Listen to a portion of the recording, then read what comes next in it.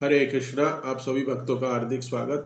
आज हम श्रीमद् भागवतम के चौथे स्कंद अध्याय 22 चार कुमारों से पृथु महाराज की भेंट के श्लोक संख्या 32 पे चर्चा करने जा रहे हैं।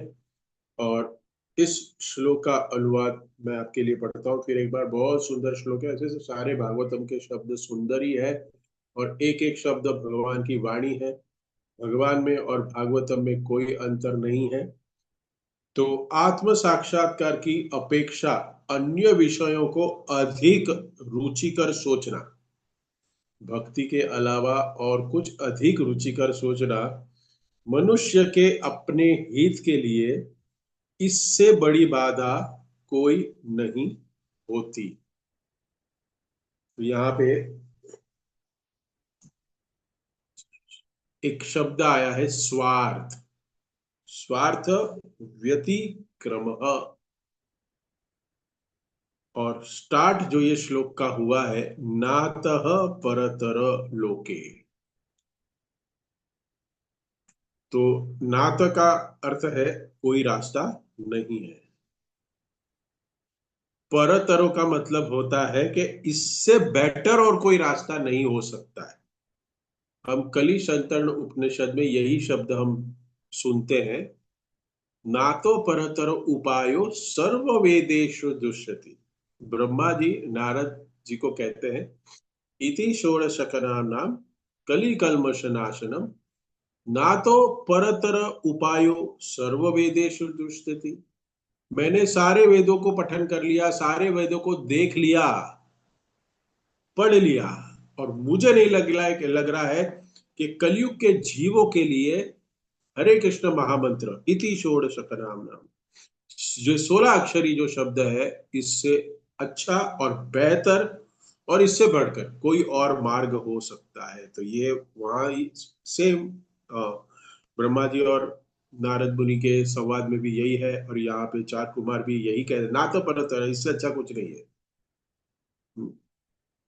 तो हम देख रहे हैं कि चार कुमार एक बहुत सुंदर पृथु महाराज को उपदेश दे रहे हैं। एक पॉइंट बहुत डीप है कि इस संसार में कह रहे हैं कि परतर मतलब इससे बेटर हो सकता है या इससे खराब हो सकता है। हाँ, दोनों वे में जा सकता है कि इससे ज्यादा अच्छा है या इससे ज्यादा खराब है। तो परतर का मतलब इससे ज्यादा खराब, इससे ज्यादा खराब। तो कुमार कह रहे हैं कि इससे ज्यादा खराब चीज संसार में और कोई नहीं है। सबसे खराब इस संसार में चीज क्या है? चलिए बताते हैं, हम लोग चर्चा करेंगे सबसे खराब क्या है। सबसे खराब अगर लिस्ट बनाओगे खराब की, चोरी, डाका डालना, झूठ बोलना, अहिंसा, ये सारी खराब चीजें मानी गई है। अशोचम। तो लेकिन उससे भी सबसे खराब चीज क्या है? नातः परतरम लोके पुंसः स्वार्थ व्यतिक्रम। सबसे खराब चीज व्यतिक्रम। यहाँ पे आ रहा है खराब चीज किसमें? On the path of self realisation, आत्म साक्षात्कार के लिए।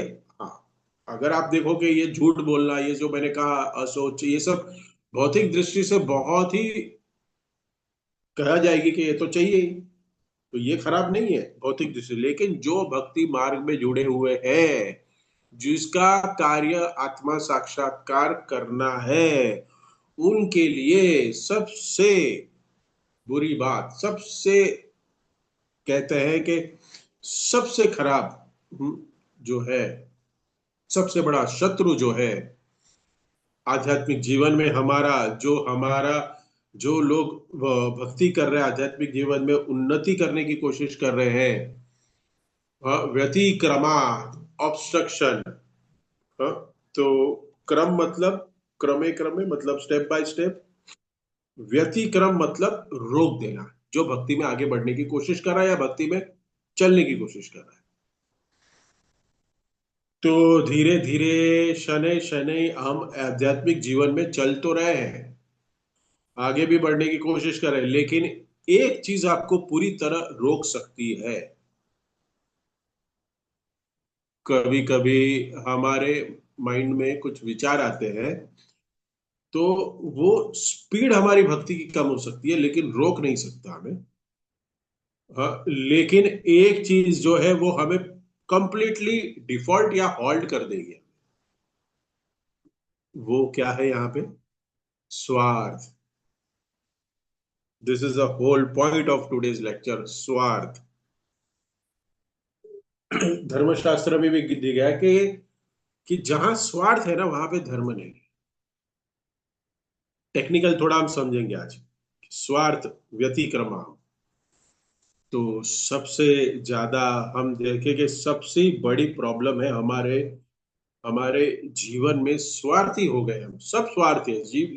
ये दुनिया ही स्वार्थ के कारण चल रही है, नहीं तो ये दुनिया नहीं चली। प्रभुपाद अपनी बुक में लिखते हैं, एलिवेशन टू कृष्णा कॉन्शियसनेस, उसमें उसमें कह रहे हैं कि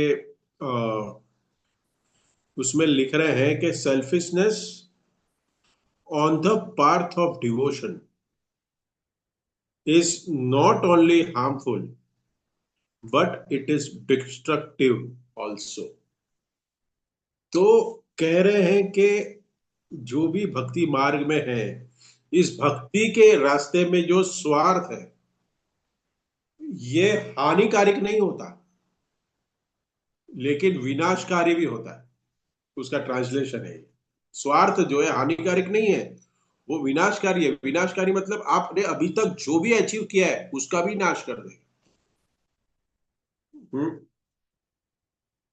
सबसे बड़ी पहली बात हम चर्चा करेंगे कि स्वार्थ होता क्या है।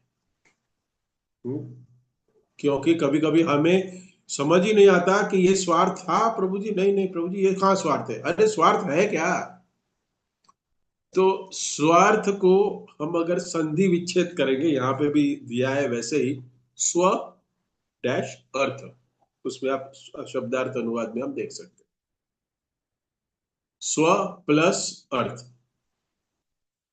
तो यहाँ पे जो है स्व मतलब मेरा, मैं, स्व खुद। अर्थ का मतलब अपने लिए लाभ हो सकता है। तो जो भी काम हम कर रहे हैं अपने लिए, वो सब स्वार्थ है। जो काम केवल अपने लिए कर किया जाता है उसको स्वार्थ कहते हैं। तो उससे हानि भी होती है और विनाश भी होता है आध्यात्मिक जीवन में। नहीं, भौतिक जीवन में बहुत कुछ हो सकता है, लेकिन आध्यात्मिक जीवन में नहीं चलेगा। भक्ति की हानि भी होगी और विनाश भी हो सकता है। तो ये कैसे होगा हम चर्चा करेंगे। तो स्वार्थ जो है, तो क्वेश्चन ये है कि स्वार्थ को समझने के लिए, अपने लिए तो सब लोग स्वार्थी है, सब लोग अपने लिए तो काम कर ही रहे हैं।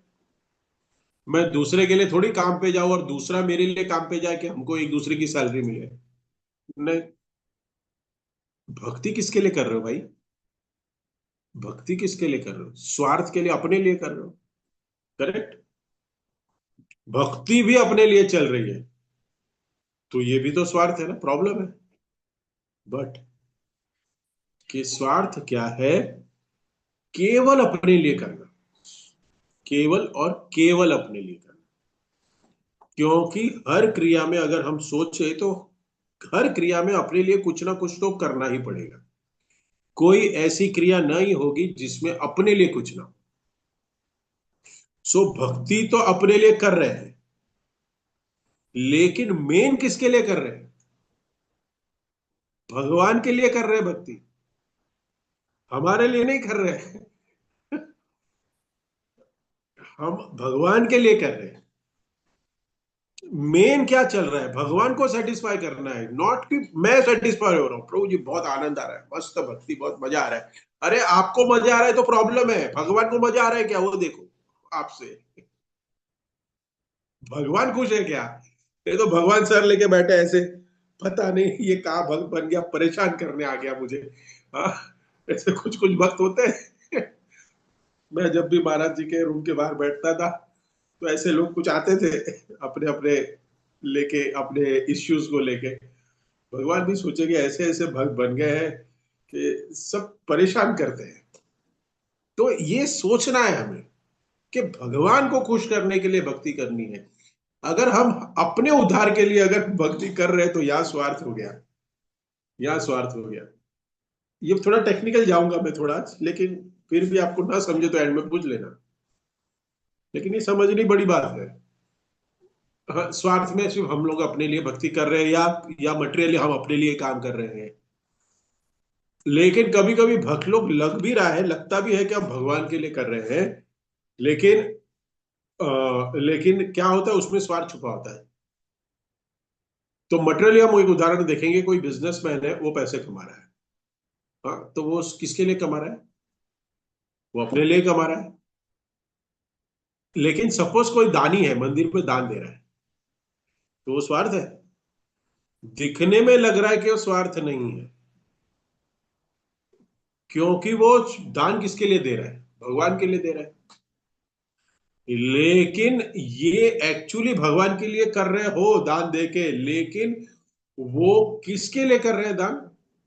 अपने पूजा मान और प्रतिष्ठा के लिए किया, तो ये स्वार्थ हो गया। तो स्वार्थ के दो मतलब है।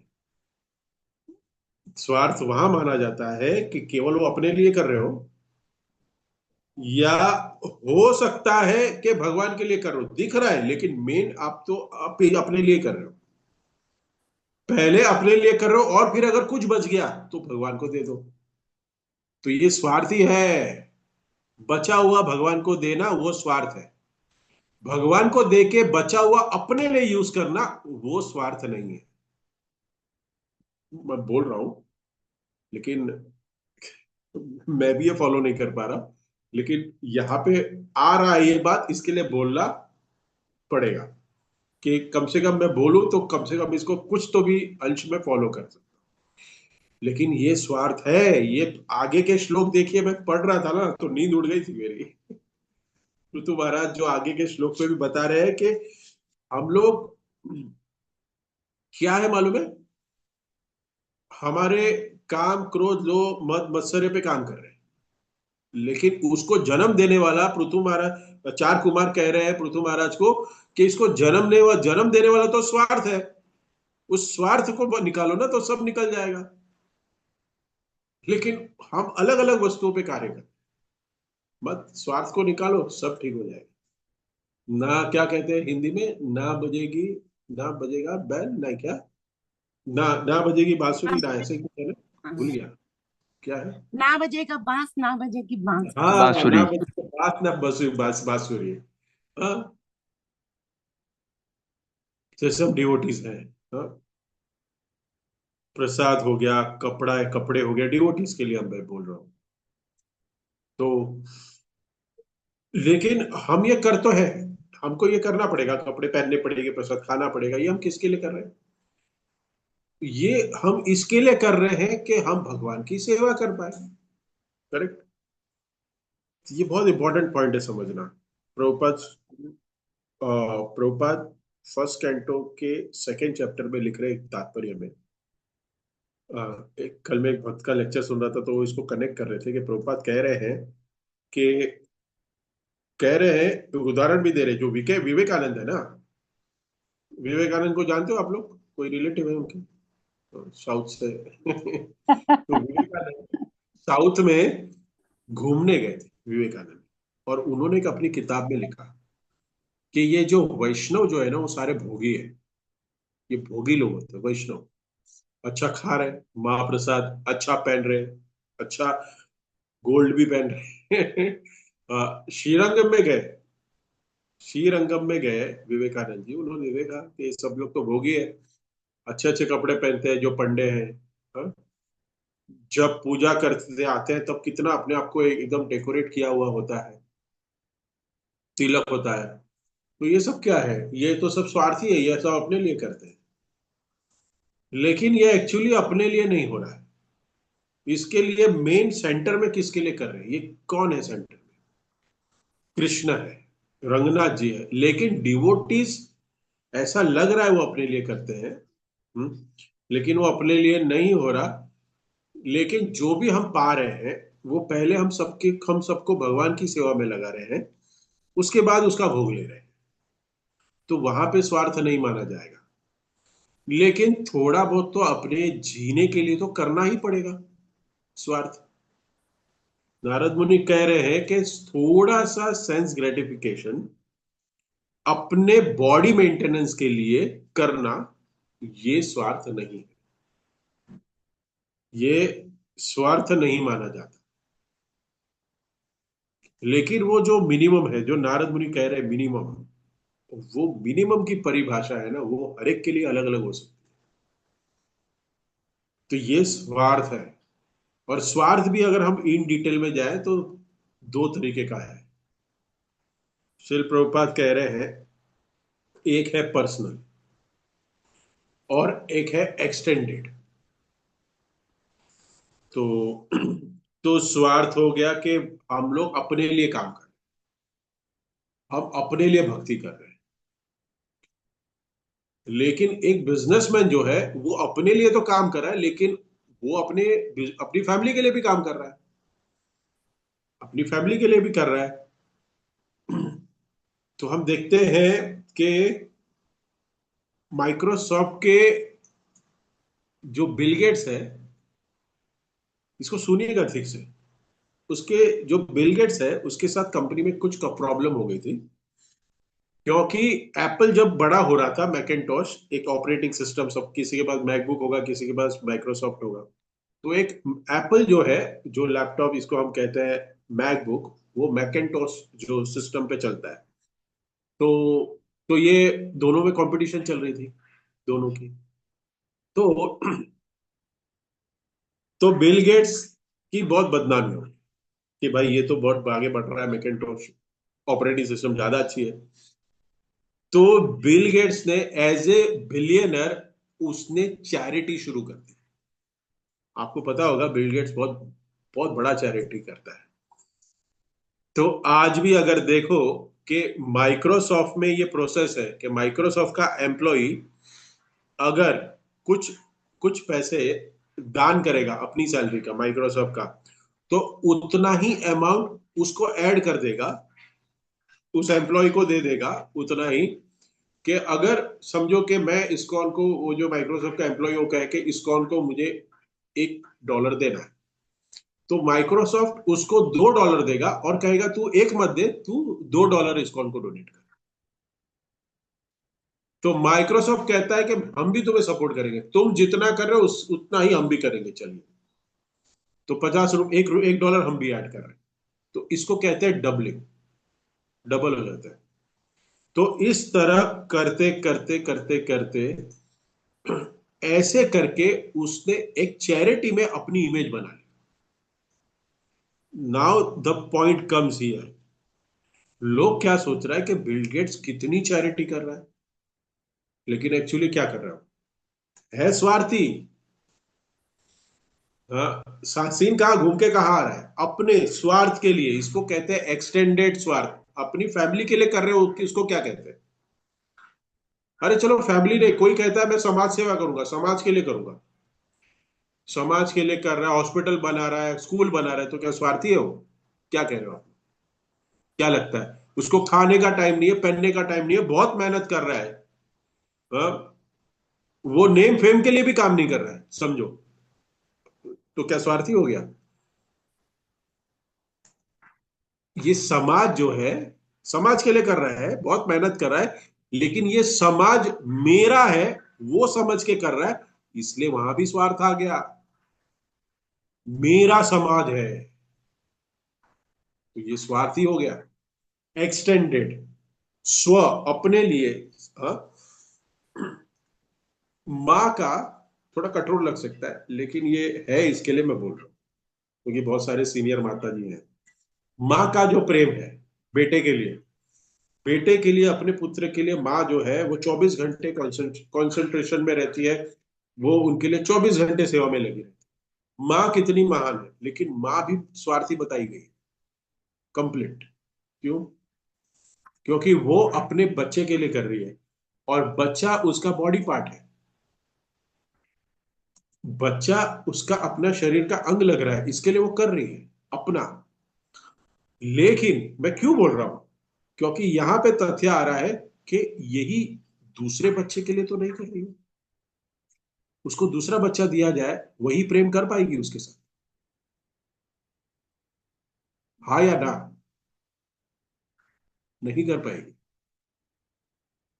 तो यहां तो स्वार्थ आ गया ना। माँ और बेटे का जो संबंध है वो भी स्वार्थ पे टिका हुआ है। नहीं तो कहते हैं कि माँ का देखो प्रेम कितना है, वो तो स्वार्थी नहीं है। हम लोग सब हम लोग सब सुने हुए हैं ये। लेकिन यहाँ पे होल पॉइंट है, ये परीक्षा है कि अगर उसको अपना बच्चा हटाया जाए और दूसरे का बच्चा दिया जाए, तो क्या वही प्रेम से उसका पालन पोषण करेगी? कठोर लग रहा है ये सुनने में और बोलने में भी मुझे, लेकिन नहीं करेगी। This is the point. तो वो क्या सोच रही है कि ये मेरा है। क्या है? मेरा है। तो यहां भी स्वार्थ आ गया। स्वार्थ है ये, इसको एक्सटेंडेड स्वार्थ कहते हैं। हिंदी में इसको कहते हैं, इसको प्रभुपाद कहते हैं कि एक पर्सनल स्वार्थ हो गया, एक हो गया विस्तारित स्वार्थ। स्व और एक विस्तारित। ऐसा लग रहा है दूसरे के लिए कर रहे हैं, लेकिन वो कर रहे हैं अपने लिए ही। स्वार्थ में ही आता है।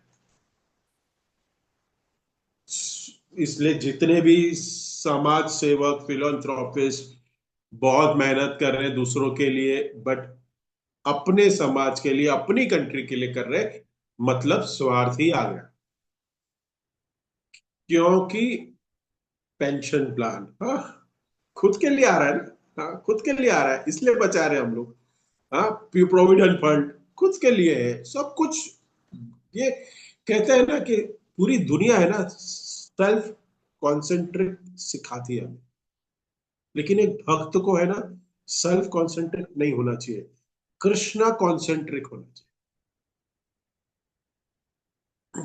ये सीखना है हमें, हम सबको। इसलिए प्रभुपाद ये जो समाज सेवक होता है ना, जो तो कहते हैं उनके लिए प्रभुपाद एक बार बताते हैं कि अच्छा ठीक है, आप लोग हॉस्पिटल बना रहे हो, ये करो ये कर रहे हो, ठीक है, एक कर रहे हो समाज के लिए, लेकिन जानवरों के लिए क्या कर रहे हो? प्रभुपाद ने पॉइंट उठाया था ये। तो इस सब को कहते हैं स्वार्थ। हम स्वार्थ है, मतलब ये जो भी समाज सेवा एनजीओ सब चल रहे होते हैं मनुष्य के लिए कर रहे हैं। हाँ, कुछ लोग होंगे जो कुत्ते बिल्लियों के लिए करते होंगे, लेकिन कितने कितना एक्सटेंड पे करते हैं? मैक्सिमम तो सब लोग मनुष्य के लिए ही कर रहे हैं ना। तो हम तो सब स्वार्थी हैं। इसके लिए कहते हैं कि सबसे बड़ा दुश्मन जो हमारा आध्यात्मिक जीवन में है, वो स्वार्थ है। और स्वार्थ क्या करता है? तो हम कहेंगे प्रभु जी प्रॉब्लम क्या है, मेरे लिए कर रहा हूं मैं तो। आपको क्या प्रॉब्लम? आपको क्यों दर्द हो रहा है पेट में? हम हमारे लिए जी रहे, हमारे लिए पैसा कमा रहे, हम हमारे लिए भक्ति कर रहे हैं, आपको क्यों पेट में दर्द है? हाँ, मैं अपनी फैमिली के लिए कर रहा हूँ, आपको क्या प्रॉब्लम? प्रॉब्लम है, शास्त्र को प्रॉब्लम है, मुझे तो नहीं है, लेकिन शास्त्र को प्रॉब्लम है। क्योंकि जो स्वार्थी व्यक्ति होता है, वो आध्यात्मिक जीवन फॉलो नहीं कर सकता। क्योंकि वो पूरा अपने आप में ऑब्जर्व हो जाएगा। यही श्लोक कल का है 33। आप लोग को कल जो भी वक्त आएंगे वो बताएंगे कि स्वार्थ है ना। कहते हैं कि चार नियम है ना, वो ज्यादा घातककारी नहीं है। जो हम चार नियम पालन करते हैं, no intoxication, no gambling, no meat eating, no illicit sex, उससे ज्यादा घातककारी ये स्वार्थ है। स्वार्थ को हमें छोड़ना है। लेकिन फिर प्रभुपाद ने क्यों नहीं दिया? प्रभुपाद को लगा कि ये बहुत मुश्किल है, इसके लिए पहले ये तो करें इन लोग। हम्म, एक हाथ में चैंटिंग करो और एक हाथ में चैंटिंग करते रहो। एक हाथ में प्रेम रस और एक हाथ में सोम रस। हाँ, तो कोई प्रॉब्लम नहीं होगी। कैसे करेंगे? शराब पीना अच्छा नहीं है ना, भक्ति के लिए अच्छा नहीं है। तो शराब से भी मदहोश ज्यादा करने वाली जो वस्तु है, वो है स्वार्थी स्वार्थ। जब अपने लिए हम काम करते हैं ना, सब कुछ भूल जाते हैं, दूसरों को भी भूल जाते हैं।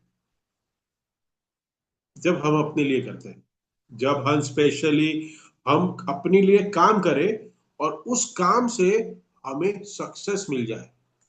क्या मिल जाए? सक्सेस। तो आदमी का मन पूरा पूरा अपने काबू से बाहर निकल जाता है। और उसके बाद जब सर्वाइवल इंस्टिंक्ट आती है, मतलब आप कुछ ऐसी परिस्थिति में फंसे पड़े हो कि जिसमें आपको अपनी जान बचा के भागना है, इसको सर्वाइवल इंस्टिंक्ट कहते हैं। आई होप कुछ समझते होंगे। सर्वाइवल इंस्टिंक्ट मतलब जान पे आ गई है। हाँ? तो आप अ, कैसे निकलोगे उसमें जब जान पे आती है तो? क्या? तो कह रहे कि मान लीजिए कि हम लोग लेक्चर में बैठे हैं सब लोग, और आग लग गई है। तो आप मुझे बताइए कि मुझे बचाएंगे, आप लोग पहले भागेंगे? क्या करेंगे? क्या होगा? अरे अनिरुद्ध चंद्र दिखाई भी नहीं देगा, पहले भागो इधर से। हाँ, भागेंगे या नहीं? अरे मेरे को बचा बचा बचा बचा, क्योंकि अगर हॉल में बैठे हैं तो एग्जिट के पास सब वक्ता बैठे होंगे, मेरे को तो एग्जिट के डोर के नजदीक नहीं बिठाया होगा ना, कहीं कॉर्नर पे बिठाया होगा। हाँ, वक्ता को। तो अगर वहां आग लग जाती है तो कौन पहले, जो वक्ता है बनस्य, जो श्रोता है, पहले वो सोचेगा पहले मैं कैसे भागूं। और ये फैक्ट है। हम्म, तभी सोचेंगे हम लोग, तब ऐसी सिचुएशन में आप कौन और मैं कौन, तब सिर्फ स्व रहेगा। सिर्फ स्व रहेगा। क्या समझ नहीं आएगा हमको क्या चल रहा है, सब भूल जाएंगे। तो सिंपल अगर संकेत, जब अपनी जान पे आती है तो स्वार्थ अपने आप आ जाता है। अपने आप आ जाता है। आपको आपको उसके लिए कुछ प्रैक्टिस नहीं करनी पड़ेगी। आपको उसके लिए सोचना नहीं पड़ेगा कि पहले तो मुझे अपने आप को बचाना है, उसके बाद दूसरे का शुरू। नहीं। स्वार्थ, तो जैसे स्वार्थ आ गया आपने भगवान को भूल गए। तो स्वार्थ भी अपने चार नियम शराब से ज्यादा प्रॉब्लमेटिक है, वैसे पृथु महाराज को चार कुमार बता रहे। सो आदमी सब कुछ भूल जाता है। इसलिए स्वार्थ बहुत बुरी चीज है आध्यात्मिक जीवन में। क्योंकि आध्यात्मिक जीवन में हम भगवान को प्राप्त करने की कोशिश कर रहे हैं। तो लेकिन अगर भगवान को ना सेंटर में रख के हम अगर अपने आप को सेंटर में रखे हैं, तो फिर भक्ति में आगे नहीं बढ़ते। तो स्वार्थ जो है हमारे आध्यात्मिक जीवन को रोक देता है, या फिर पूरी तरह डिस्ट्रॉय भी कर देगा। यही दो लाइन है जो आप श्लोक को ध्यान से पढ़ेंगे, यही है। हमारे आध्यात्मिक जीवन को रोक भी देगा या ध्वंस भी कर देगा। क्योंकि भगवान के बारे में सोचना कम कर दिया तो स्पीड कम हो गई हमारी भक्ति की, हमारा रुक ही गया आध्यात्मिक जीवन। और कभी कभी डिस्ट्रॉय भी करता है स्वार्थ। क्योंकि स्वार्थ जब आता है तब आदमी क्या करता है, अपराध करता है। आध्यात्मिक जीवन में वो अपने बारे में सोचते रहता है, तो किसी वैष्णव की परवाह नहीं करेगा, कुछ नहीं, और अपराध करना शुरू कर देगा। और वो कभी कुछ नहीं सोचेगा कि एक दूसरे वैष्णव को कैसे लग रहा है, क्या उसकी फीलिंग्स क्या है। वो अपना ही करते रहेगा, वो दूसरों को हर्ट करते रहेगा, उससे अपराध होना शुरू होगा। तो जब वैष्णव अपराध होगा तो भक्ति की लता पूर्ण विनष्ट हो जाएगी। और भौतिक भौतिक जीवन में तो नहीं, लेकिन आध्यात्मिक जीवन तो पूरा खत्म हो जाएगा। इसलिए कह रहे नाथ परतर लोक पुंस स्वार्थ व्यतिक्रम, काम क्रोध लोभ मोह मोह मत्सर्य, ये एक पलड़े पे तराजू में रखेंगे ना ये सब, और दूसरे पलड़े पे स्वार्थ रख लो, तो कौन सा तराजू तराजू भारी रहेगा? स्वार्थ वाला। क्योंकि ये स्वार्थ से ही सब आते हैं, स्वार्थ के ही ब्रांचेस है ये। स्वार्थ से ही काम क्रोध लोभ मद आता है। ये सब स्वार्थ से ही, स्वार्थ ही इनके जननी है। इसलिए सारे शास्त्र कह रहे हैं कि अगर आध्यात्मिक जीवन में बढ़ना है तो स्वार्थ छोड़ दो, या दूसरे शब्द में, सिंपल शब्द में कहे कि कहने जाए कि अपने बारे में सोचना छोड़ दो। छोड़ दो मतलब कम से कम सोचो। कम तो कम, कम से कम कुछ तो सोचना पड़ेगा। क्योंकि अगर भूख लगी तो खाना ही पड़ेगा। बाल बढ़ गए सर पे तो शेव तो करना ही पड़ेगा। दाढ़ी बढ़ गई तो दाढ़ी शेव करना ही पड़ेगा। कपड़े शरीर ढकने के लिए पहनने ही पड़ेंगे। तो मिनिमम रिक्वायरमेंट जो है, अपने जो शरीर के लिए जो मिनिमम है उसको करना चाहिए। और वो तो हमें ही करना पड़ेगा। जैसे मुझे सुबह उठ के ब्रश करना है तो कोई थोड़ी करेगा, मुझे ही करना है ब्रश। तो ये तो अपने कार्य है, अपने अपने शरीर के कार्य है। वो स्वार्थ बन के थोड़े तो अपने को करना ही पड़ेगा। मिनिमल अपने बारे में सोचना ही पड़ेगा भक्ति करने के लिए। लेकिन अपने बारे में मिनिमल सोचिए, ये ज्यादा इंपॉर्टेंट। बेसिक बॉडीली नेसेसिटीज को आप स्वार्थ के हिसाब से उसका पोषण कर सकते हैं, बेसिक बॉडीली नेसेसिटीज का। लेकिन उसके अंदर और भी नेसेसिटी ऐड करके तो फिर स्वार्थ हो जाएगा। आध्यात्मिक जीवन में आध्यात्मिक जीवन में जैसे शरीर के बारे में हम मिनिमल रिक्वायरमेंट दे रहे हैं, वैसे आध्यात्मिक जीवन में भी हम दूसरों के बारे में सोचने की कह रहे हैं कि उससे क्या होगा कि काम क्रोध लोभ मद मत्सर्य छूमंतर हो जाएगा। ये मैं नहीं कह रहा हूं, चैतन्य महाप्रभु स्वयं कह रहे हैं कि स्वार्थ को आप छोड़ोगे तो आप भक्ति में अग्रणित हो जाओगे। आप स्वार्थ छोड़ोगे, आप भक्ति में अग्रणित हो जाओगे। आप प्रचार करोगे, भक्ति में अग्रणित हो जाओगे। काम क्रोध लोभ मोह मत्सर्य द्वेष ये सब जो है कैसे हटाए? सिंपल है, अपने बारे में सोचना छोड़ो। और अपने बारे में सोचना कैसे छोड़ोगे? क्योंकि कुछ तो सोचोगे ही। या तो सोचना तो है ही, सोचेंगे तो अपने बारे में सोचेंगे या दूसरे के बारे में सोचेंगे। सो भगवान क्या कह रहे हैं? अपने बारे में मत सोचो, दूसरे के बारे में सोचो। भगवान और भगवान के भक्तों के बारे में सोचो। इसलिए भगवान कह रहे हैं कि मेरे बारे में सोचो। मन मना भव मद भक्तो मद्या जीमा ममस्कुरु। मेरा स्मरण करो, मुझे प्रणाम करो। क्यों कह रहे? क्योंकि तुम मेरे लिए करोगे तो अपने लिए छोड़ोगे, और मेरे को स्मरण करोगे तो अपना स्वार्थ छोड़ोगे। भगवान भगवत गीता में ये सारे श्लोक स्वार्थ को खत्म करने के लिए कह रहे हैं। भगवान इसके लिए नहीं कह रहे हैं कि मैं सुप्रीम हूं, I am the supreme person of godhead and everybody is a part and partial of me. ऐसे नहीं बोल रहे। आई एम द सुप्रीम नहीं, मैं बहुत इंपॉर्टेंट हूं। फैनेटिक नहीं है भगवान। भगवान नार्सिसिस्ट भी नहीं है। नार्सिसिस्ट समझते हैं? जो जिसको शौक होता है अपने को अटेंशन देना, हाँ, जिसको अटेंशन चाहिए हमेशा। जैसे बच्चे होते हैं, छोटे बच्चे, हाँ, बच्चा हमेशा अटेंशन चाहता है। छोटा बच्चा जितना छोटा होगा उतना नार्सिसिस्ट होगा। वो उसको हमेशा अटेंशन चाहिए, माँ का, पिता का।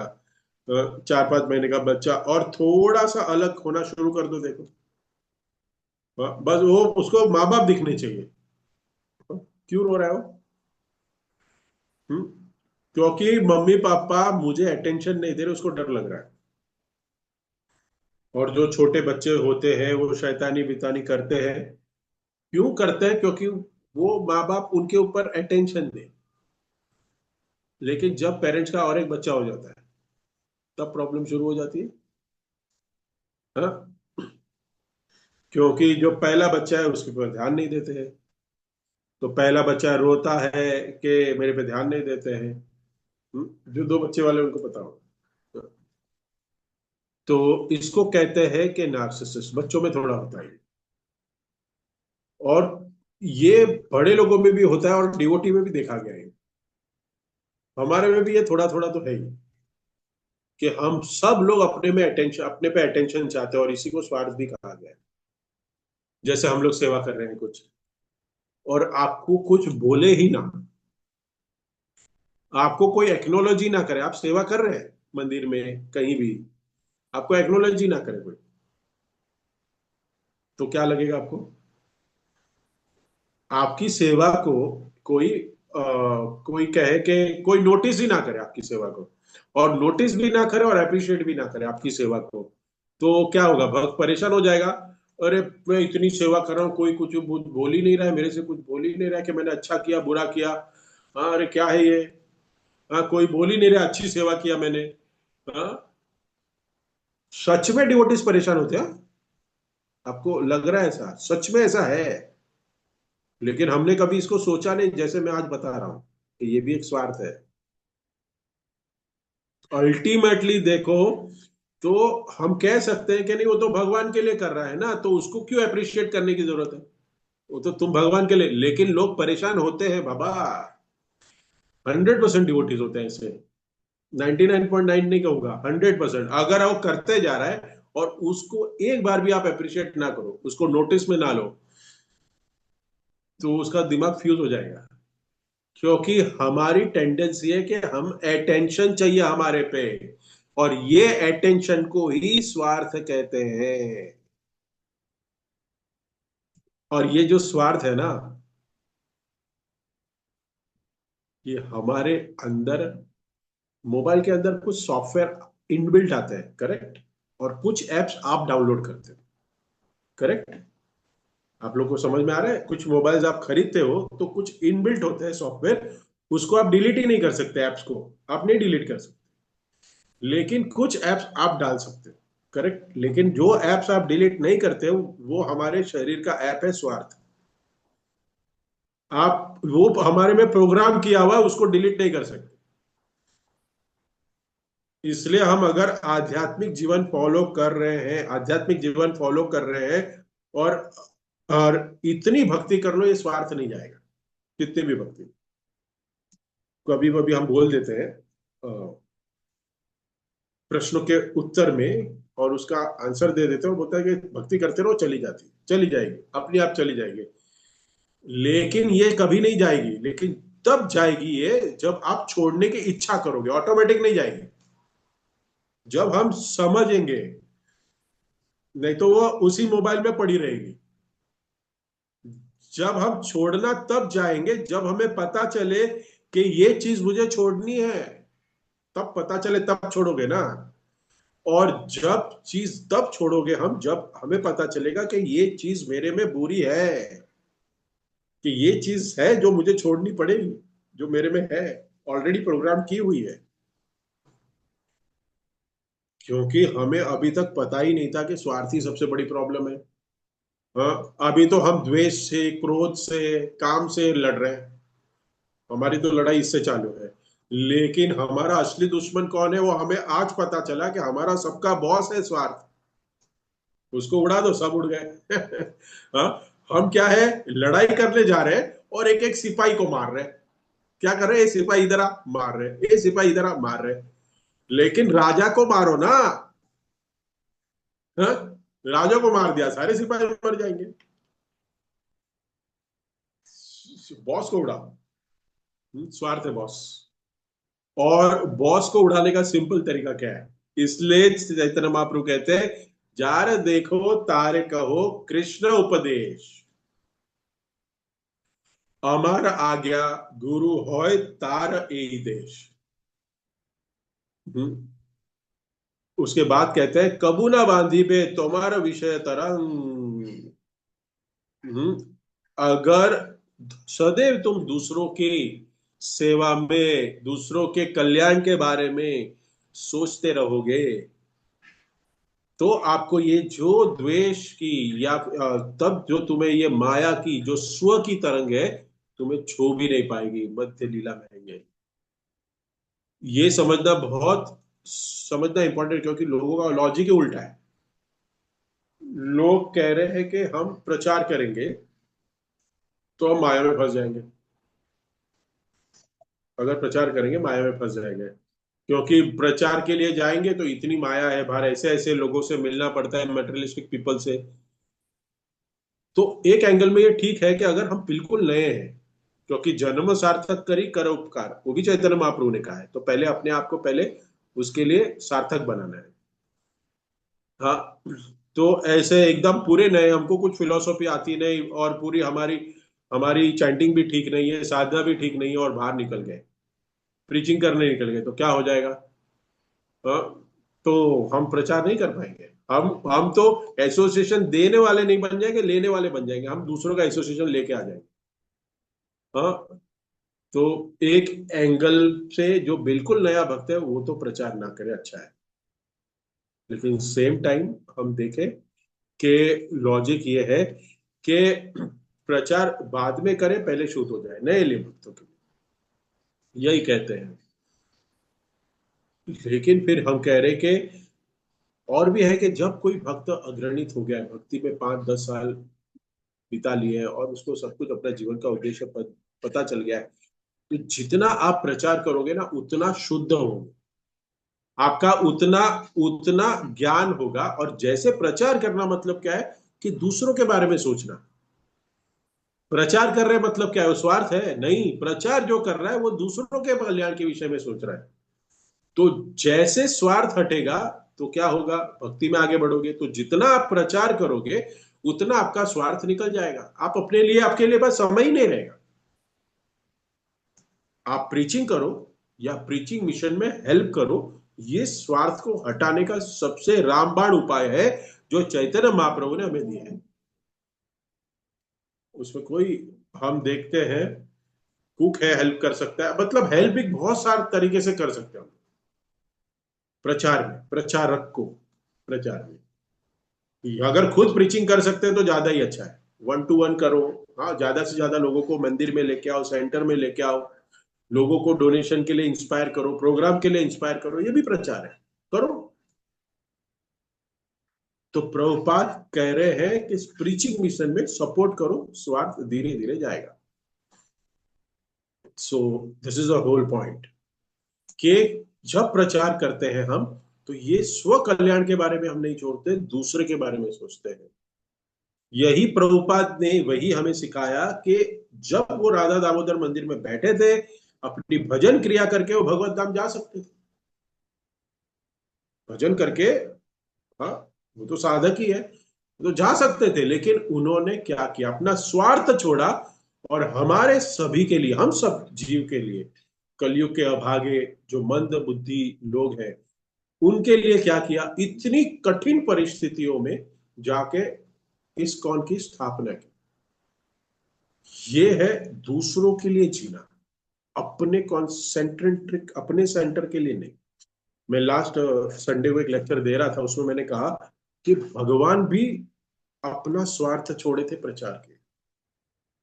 भगवान जब वृंदावन में थे, अपने माता पिता के साथ रह रहे थे, उनको लगा कि मुझे भगवत गीता बोलनी है, तो मुझे अपने माता पिता को छोड़ना पड़ेगा, अपने मित्रों को छोड़ना पड़ेगा, अपनी गोपियों को छोड़ना पड़ेगा, और तब जाके अपना वृंदावन छोड़े और हमारे लिए कुरुक्षेत्र में खड़े होके भगवत गीता बोले।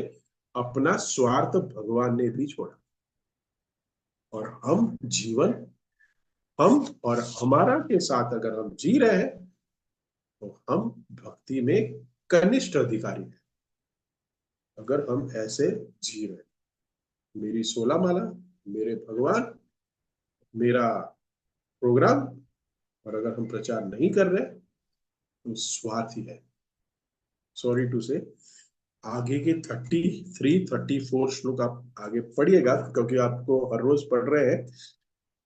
तो क्या है, मुझे तो एक दिन में सारे श्लोक कवर करने होते हैं, मतलब मैं अपने लिए कवर करता हूँ, क्योंकि हफ्ते में एक बार पढ़ना है, तो एक दिन वेनिसडे को या कभी भी समय मिले तब ये सारे श्लोक को पढ़ते, तो यू कनेक्ट। तो आप 33-34 में देखिए, भगवान बहुत सुंदर तरीके से, सॉरी, इसमें चतुष कुमार बहुत सुंदर तरीके से बता रहे हैं कि स्वार्थ के बारे में, और हमें ये ज्ञान मिलता है।